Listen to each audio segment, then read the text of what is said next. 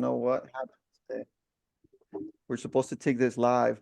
But yeah, I mean, I will bring I'm gonna ask Jesse to come on board and do another one of these and dive deep into his process. What Benjamin said is basically true, right? You're looking for a partnership, Right. not a one-way street. And I Very think that good. when you get to that point, you can get a lot of business. Like for example, I know one of our agents always takes, a loan officer, and it's not just for looks, right? The loan officer is pre-qualifying people. He's having Right. conversations with people coming Yeah, that's through. the ideal situation at an open house. They should be able to pre-qualify them and stuff. Yeah. How about open houses, Francis? What are you doing for open houses right now? If you don't have any listings, are you making calls, trying to get agents to see if they need help with open houses? I don't like doing open houses for other agents unless it's my listing. Because Interesting. what happens is, unfortunately, you sit there for 2 hours, you do all this work, and then another agent comes in with a buyer, and the listing agent is the one that gets the sale. So I stood, no. If I don't have a listing, I won't do an open house. I don't, maybe that's crazy, but that's how I work. No, that's fair. Yeah, that's fair. I think Benjamin, what do you take on that? So my take is different. So I've gotten a lot of clients where they weren't my listings, like, especially when I first got in the business. And I get what you're saying, Francis. The open houses are not intended to sell the house; they're Correct. intended to get clients. Yeah, And a lot of clients usually show up without an agent. yeah, And some of the things we say in our office, right now it's feast or famine. So if yeah, you're unrepresented at open house, I will do what I can to try and get you as my client, to get a sale, whether it's that house or another house. yeah. So I've done plenty of open houses that weren't mine. And Mm, I always say, yeah, this is my partner that I work with, where I'm here helping him to try and get a buyer for the property. yeah. I never say it's my listing. I'll say, we work together. And obviously, ideally, you're working in open house from the same office is more ideal. Because Hmm. yeah, this is our team's listing. You always present it like that. Yeah. Um, but if you're struggling for business, that's a lot of free leads you can get from open houses But I that don't only want take a few buyers. hours. I don't want buyers. Neither do I, but I take Yeah, buyers all day long. I mean, I'm a yeah, heavy listing agent. I just got a buyer into escrow, after yeah, 3 weeks. In all honesty, right now, a lot of agents can be picky. If yeah. you don't have business, if you don't have listings, the low hanging fruit are buyers. How That's are why you most dealing with agents are the buyers agents. how are you dealing with the NAR settlement? I don't care about that. It's not in effect yet, so it doesn't bother me. If you're Ah, talking about it, you're talking about stuff that hasn't gone into play yet. Everything's hearsay. yeah, Until well they officially I'm say starting what to the issue see is, I'm starting to see zero for the buyer's agent. that's fine. I won't show those houses. Me either. Matter of And I fact, I and won't those take a listing if they don't want to pay the buyer's agent. How's that? I mean, I have yet to have a listing appointment even mention that lawsuit. Yeah. I went to a listing appointment the other day. They didn't even bring it up. I Okay. said this is what the Yeah. average is for a buyer's agent, and they had no problems with that. Cool. So I don't even talk about it because nothing's concrete. Everything is hearsay Yeah. until it is on paper. Yes, Yeah. August, I believe. Yeah. Yep. And we Okay. actually, Francis, we have a workshop that we're planning with another agent. His name is Alfred, on exactly that topic, right? How do you approach the buyer's agreement? How do you make sure that you get comfortable getting buyers to sign it? And how do you get buyers comfortable with wanting to sign it? Because it is a conversation, but like Benjamin says, right? It hasn't happened yet. Business as usual. Probably another month, things change. But those Mm-hmm. are things that, check out your inbox. We'll send an invite to that workshop as well. We'll make it interactive. We'll make a few role playing, and we'll go from there. But I mean, Benjamin has, he's consistently closing a lot of business right now. And like I said, if we're hurting for business, I'll take, a buyer or a seller, still a check in my bank account right now, right? So it's one of those things. But hey, we actually have Ramiro now. He joined us live. I'm having issues getting us live on the Zoom, so this will get recorded and reposted in our Facebook group and Real Closers. We actually have a Facebook group, about 68,000 members. If you guys are not in there, it's Real Closers. And we also have a community, right? A small community where we're trying to build listing agents. So Francis, if you're not in this community, you want to be here because we do talk about more about how to get more listings. Join.realclosers.com is the place you want to go check it out. Hi, Okay. Ramiro. How's it going? You're muted, by the way. You're still muted. And still muted. We can't hear you. Nope. There Can you you go. hear me now? I can hear you. Okay. Sorry All right. about that. No, like I said, I apologize for being tardy but I appreciate the opportunity to be on here, and however I can help or whatever input I can put in, I'd be happy to put in as a lender. No, absolutely. And one of the things that we talked about is that last week we mentioned a few things about how you can get more business, right? And how can you get more familiar with the financing options that are available right now in order to get more business? Because the more you know, the better you can communicate with your clients, and of course, the more rapport you build, which is right now, Francis just brought up the NARA settlement and things like that. So the more important that you have a good relationship with your buyers, otherwise, you're gonna have people not wanting to sign that document. And I can tell you many stories of people trying to bypass it, right? They always say, "What, buyers are liars." So having a signed Yeah. contract is the one thing you want to have. So Ramiro, the one thing we wanted to talk about today, and we briefly talked over messages, is, and right before you joined, Benjamin was saying something very important, right? Partnering with the right loan officer can get you far into exposing yourself to more people, right? More buyers, more sellers. What are some of the True. things that you feel are important in a true partnership? Because I've seen you work with, Maria, and you guys work together really well. You guys go to open Yeah. houses together. You guys do co-marketing. You are part of the same sometimes buying sessions, buyer sessions, appointments with buyers.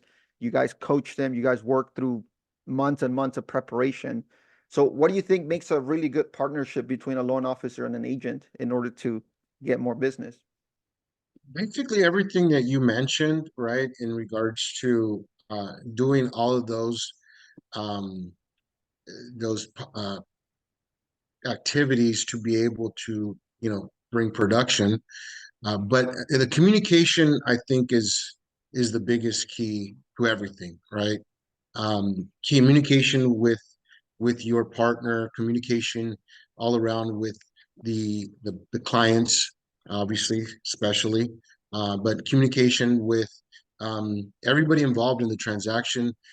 Be as communicative as possible with everyone, because that's going to, set the precedence to the transaction, right? That the people that you're going into a transaction with, they're going to feel that you are definitely working on the file and making sure that things are going smoothly, giving updates and so forth, right? I mean, definitely the activities that you mentioned as far as the co-branding and all that, that's great. I mean, it's what you want to do.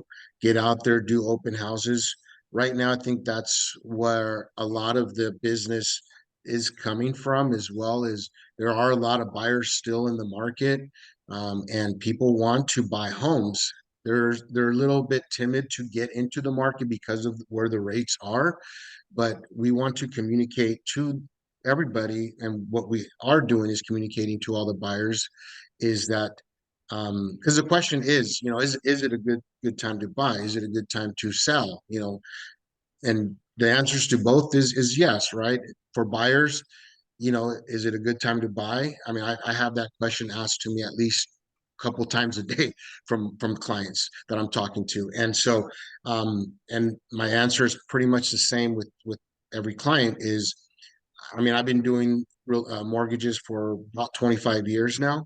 And so I've seen different cycles, right? Where we saw the housing prices. I'm not sure if anybody went through that time or was in the business during that time, but we experienced where, rates shot up, and obviously the type of programs that were being done prior to the recession is what got a lot of people in trouble, right? The subprime loans, those type of loans that had their payments recasted, so people weren't able to afford the new payment.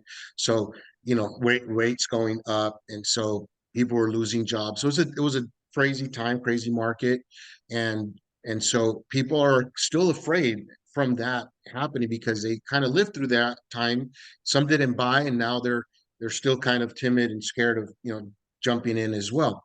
And so what I'm telling them is, this market is different, right? In the sense that you have rates have went up 2.5 years ago, despite rates increasing. There's still a lot of activity. There's still a lot of buyers coming into the market, and despite where rates are at, right? So values didn't drop. They didn't drop as where they did back in the housing crisis back in 2007, 2008. So it's crazy, right? You would think maybe prices would have come down, but they didn't, right? There's a lot of different variables that happened to cause that.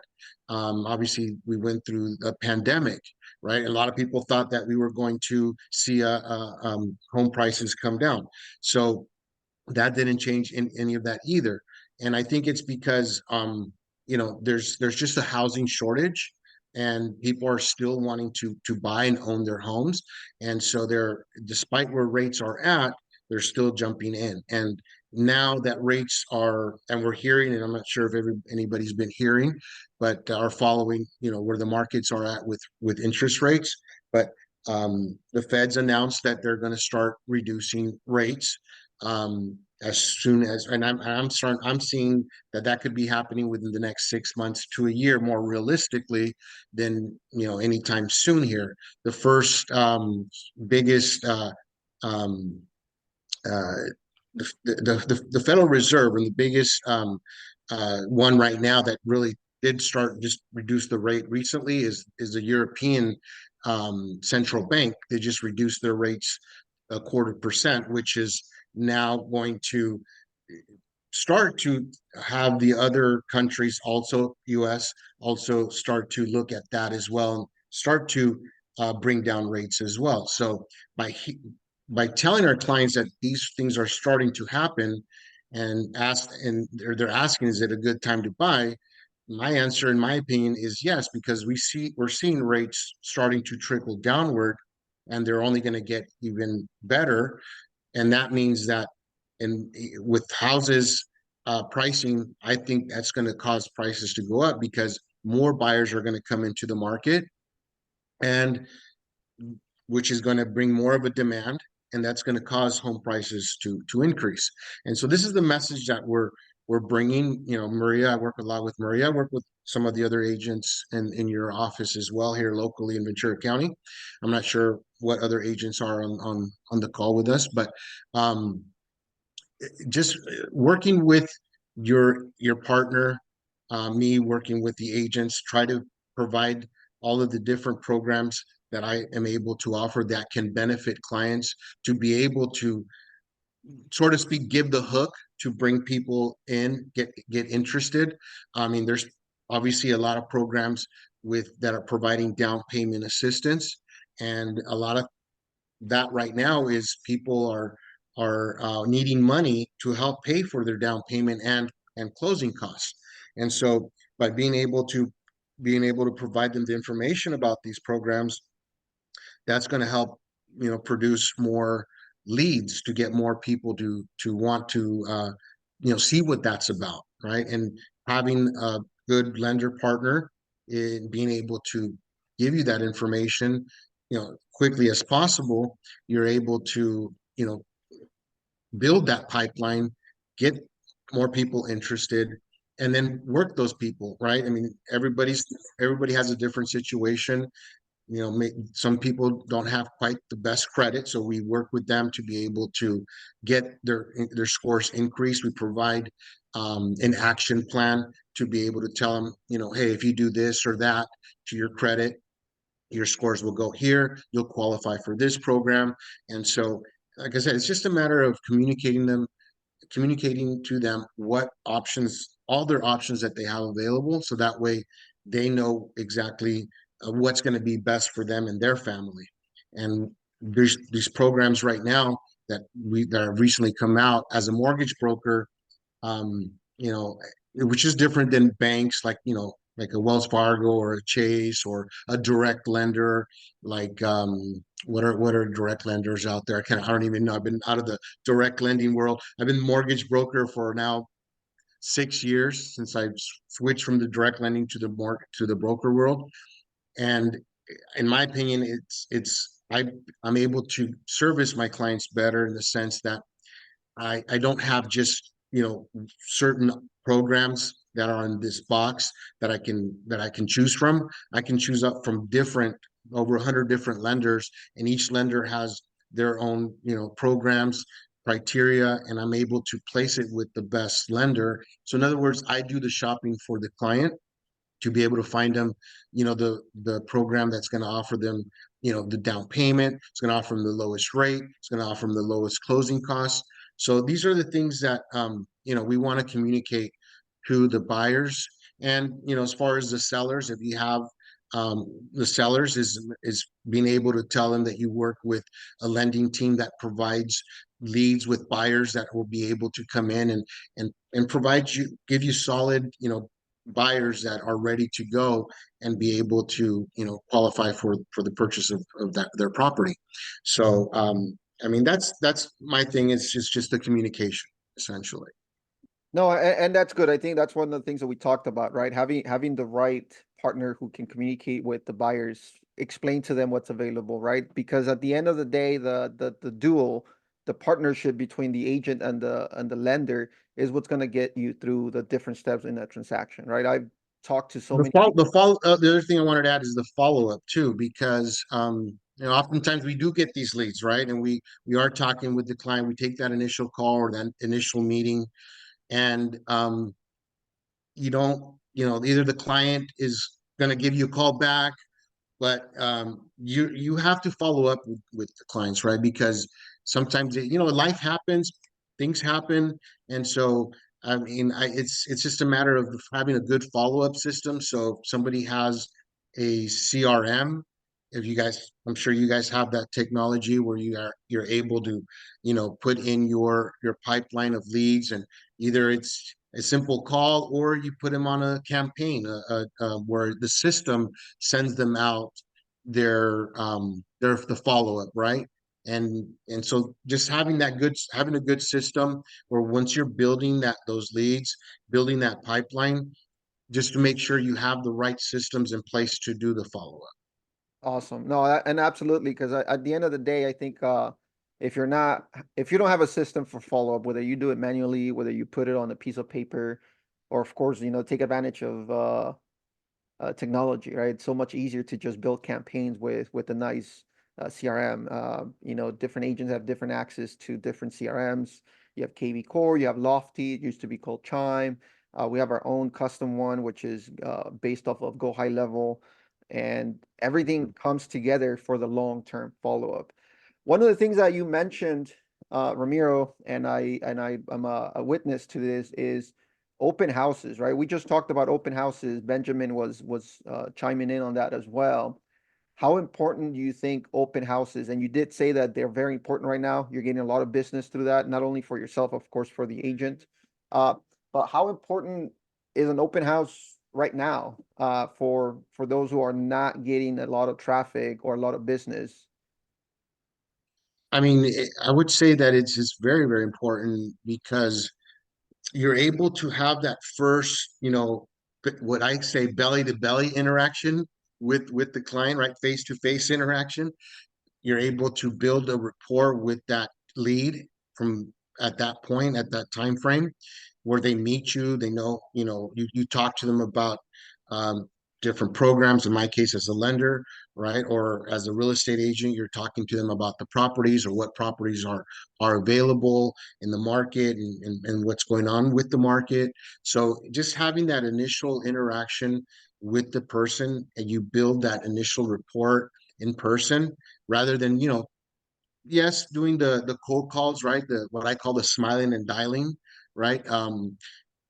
Your over the phone type of first interaction, it's a little different than the face to face, right? So being able to do open houses and having that opportunity to do open houses, I like it. I personally like it because I like meeting people. I like talking to people face to face, and they get to see who I am. They get to hear what I'm able to provide for them, and I'm there with my laptop. I'm able to provide. Even I've even qualified clients right there on the spot.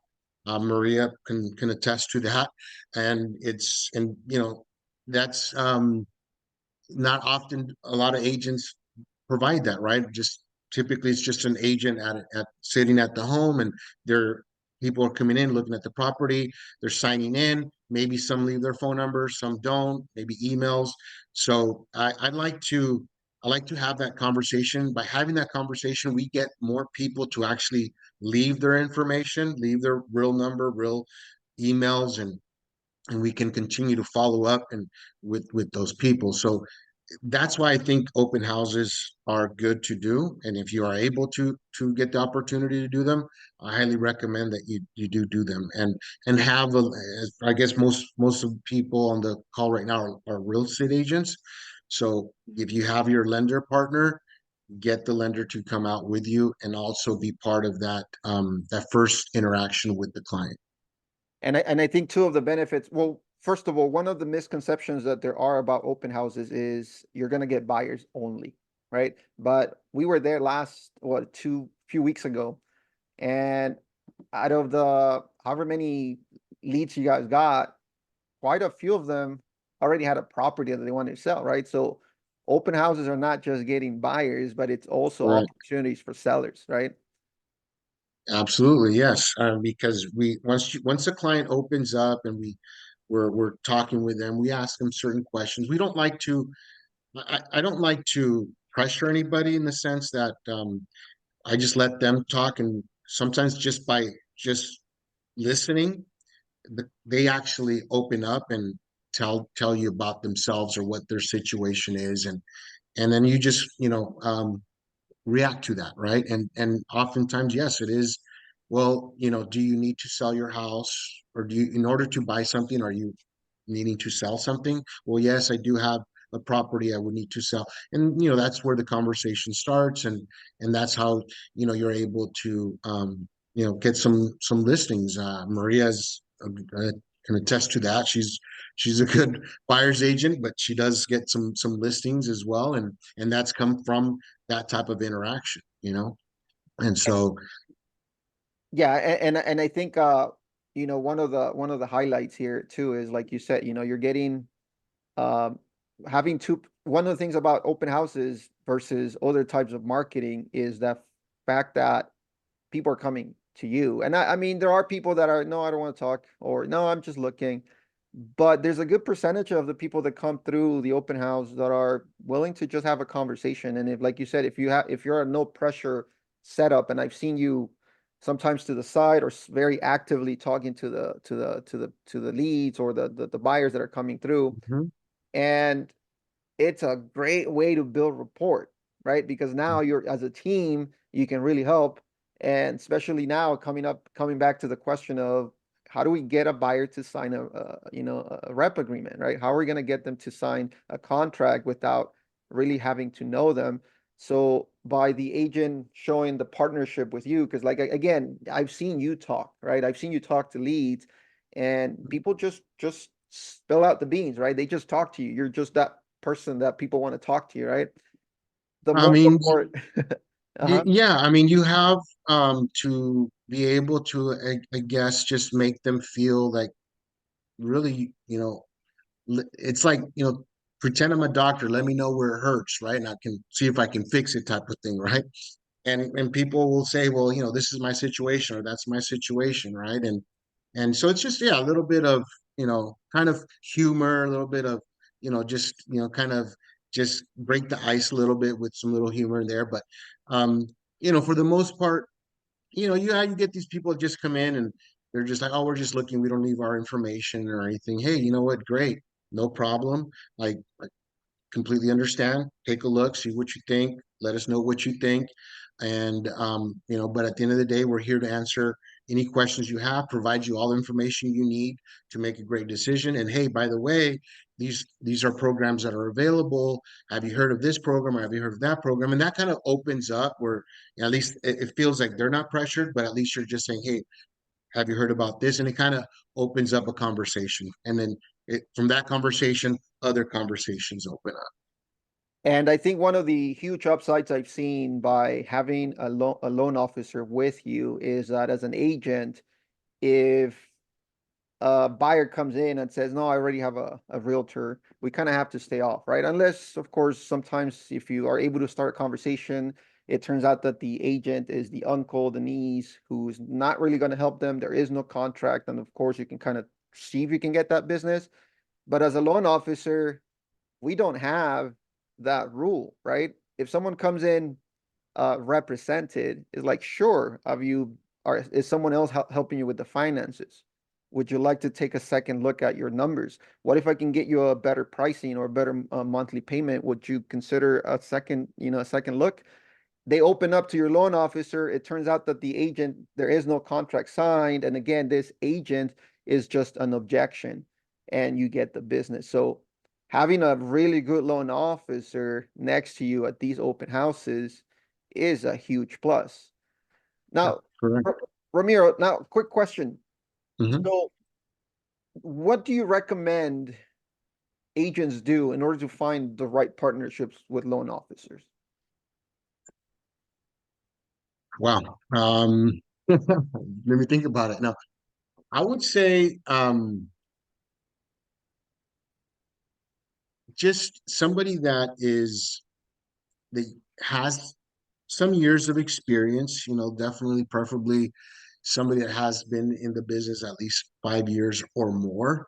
I would say because that at least shows you that they're um they're there for the longevity, right? As far as they're in it to be as a career, because there's some loan officers that come in, try it out and then they just leave, right? And they don't really, continue in the industry. And so, rates went up and a lot of lenders went out of the business because they're like, well, we're not going to get any business or it's going to be tougher. And so just somebody that's been, has a good track record, long track record of being in the industry, 5 years or more, typically that shows you that they're pretty committed to the industry and to the business, and somebody that will actually pick up the phone when you call them, even if it's hey, I gotta, I'm on the other line but I wanted to get your call real quick, is it something urgent or can I call you back? So that's how I talk with my agents that I work with, because I can't, I work with several agents, so I cannot talk with everybody all at the same time. I'm on the phone with clients and so forth, but as I'm with clients on the phone or whoever, if one of my agents calls me, I'll typically pick up and say, hey, I'm on the line right now. Is it something urgent, quick question that you wanted to ask me, or can I call you back once I'm done? So, having that, again, communication and seeing that they're really there and treat you as as a priority.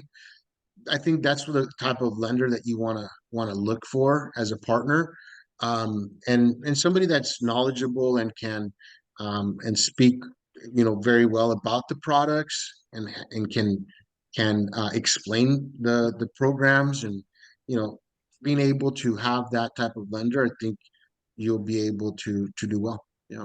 Can I chime in on that real quick? Yeah, for Sure. From an agent perspective, so what I usually do, or when I'm looking for a lender, is I will essentially do an interview with them.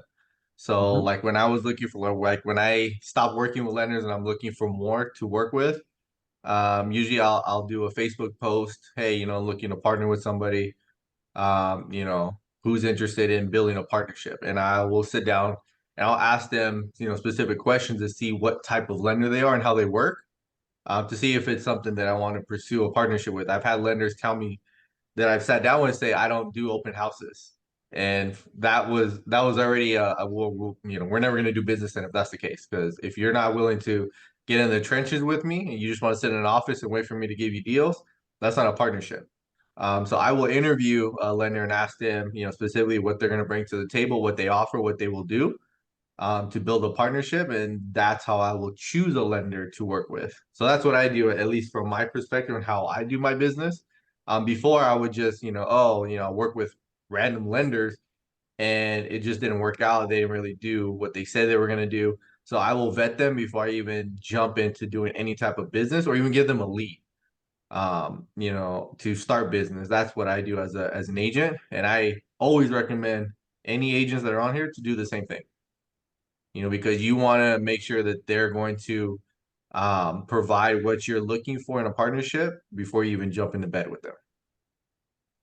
I agree. And I'll just kind of add on my side in the sense that, you know, just like the agents want to work with the right lender, it's definitely having everything that I mentioned, but the commitment to having the partnership and being able to reciprocate with each other as far as, you know, I'm referring you a client, you know, I do also lead generation because I also want to, provide leads back to my agents that I work with, right? So I don't expect for my agents to just be giving me and giving me and giving me. Although, in the lending world, it's more of that than the lender giving back, right? But Right. you want to see that at least, here and there, that your lender's also looking out for you, right? So if you are, I like to, where somebody gives me a lead, I like to work to try to give them back also a lead, right? So then that way they feel that, that I'm in it with you to get, we're in together as a team to be successful and make each other successful. I think at the end of the day, like one of the things that you mentioned, Ramiro, initially was communication, right? If you're not being communicative with your agent, and that becomes part of the first conversation, right? What are you looking to do? At the end of the day, you want to be able to cash in on some transactions together. And the only way that works is if you guys work together. And if, like Benjamin said, if some loan officers are not willing to do open houses, and most of the reasons why I've seen this happen, Benjamin, is because they don't want to work the weekends. Yeah, no, for sure. Yeah. I mean, that was pretty much the reasoning. And it was funny because that lender reached out to me and wanted to do business with me. And as soon as she said that, I was already done with the conversation. Like, there's no business here because you're not willing to do the work that I have to do on the weekends to get business. You just want to sit in the office and wait for me to give you leads. That's not how this is going to work.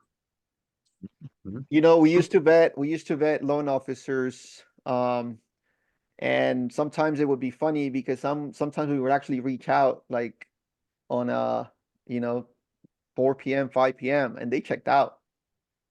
They already checked out. I was like, yeah, can you they would text me back and say, can you call me back on Monday? And Oh, wow. it was a Thursday or a Wednesday, and they would ask Oh, to call wow. them Call back me on back Monday. on Monday.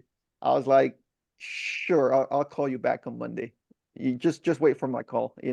But absolutely, I think that a good partnership is equal parts, right? I mean, it's understandable, like Ramiro mentioned, as a loan officer, there's a lot less of us than there are real estate agents, and most people, when they think about buying, they don't really think about the loan, right? They just equate buying a home, selling a home to a real estate agent, not to a bank, not to a loan officer. The financing part of it, they feel that it's part of the agent's job to kind of take care of, and therefore usually it's one-sided. I think that in addition to, I guess, to support loan officers when we talk about, hey, I send you business, you send me business.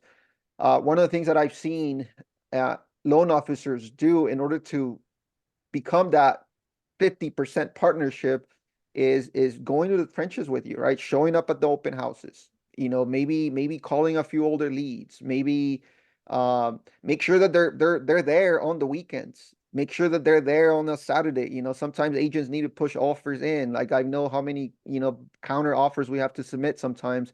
Hey, we need a pre-approval like this, right? We need to make sure that if we're going to put an offer, that the pre-approval is up to date, and we're going to make sure that we're not going to fall out of escrow. So the lender being available, it's a huge plus, right? So that is sometimes how lenders can support, an agent's business.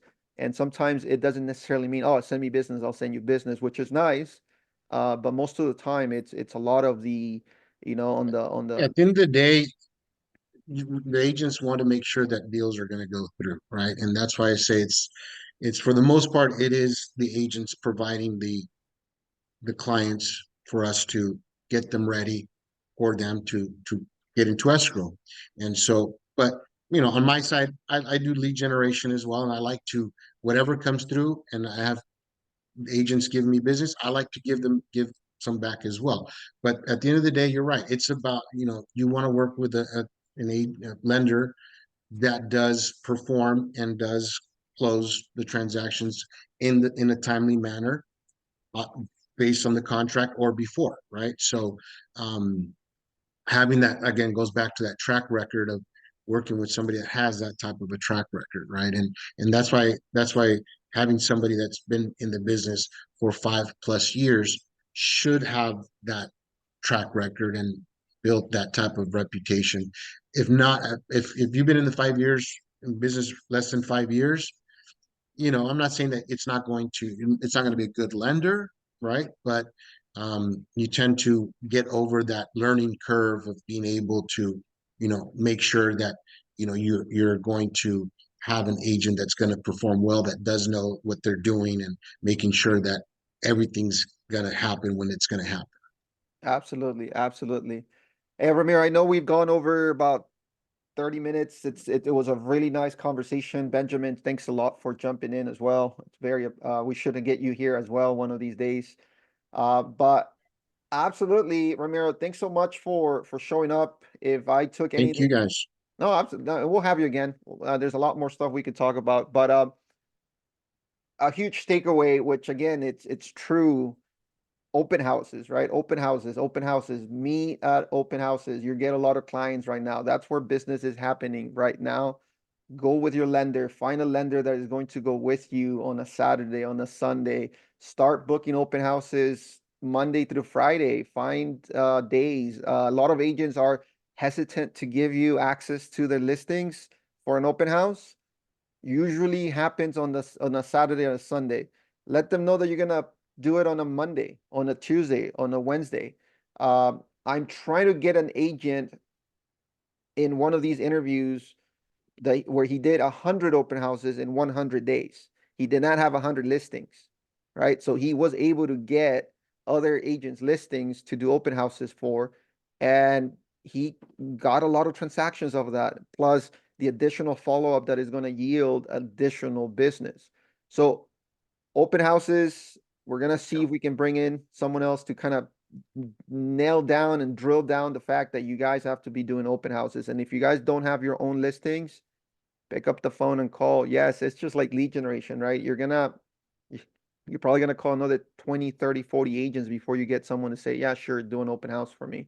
But once you get it, it's a good opportunity for business, not just the open house, but you can get to walk the neighborhood. You get to create content, go to the open house.